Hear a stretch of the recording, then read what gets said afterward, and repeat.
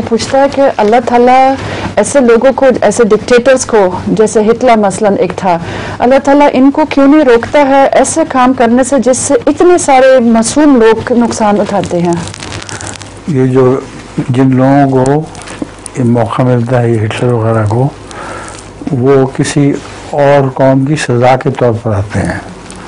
اب یہود کے متعلق قرآن کریم میں لکھا ہوا ہے سورہ فاتحہ میں، غیر المغضوب علیہم، یہ ایک ایسی قوم ہے جو اس پر غضب کیا جائے گا، اور غضب اللہ کا بھی ہے، لوگوں کا بھی ہوگا۔ تو یہودیوں کے اوپر اس کا غضب نازل ہوا تھا، اور غضب نازل کرنے کے لیے دنیا میں کسی نہ کسی کو تو بہانہ بننا پڑے گا، تو ہٹلر کو اللہ تعالیٰ نے اس غضب کے لیے مقرر کیا تھا۔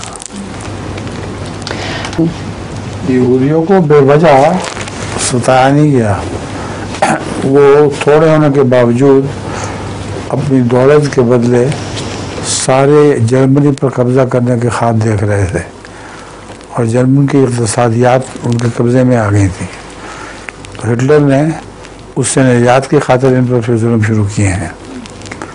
تو کوئی نہ کوئی وجہ ان کی ہے۔ اب فلسطین میں دیکھیں کہ کس قدر ظلم کر رہے ہیں۔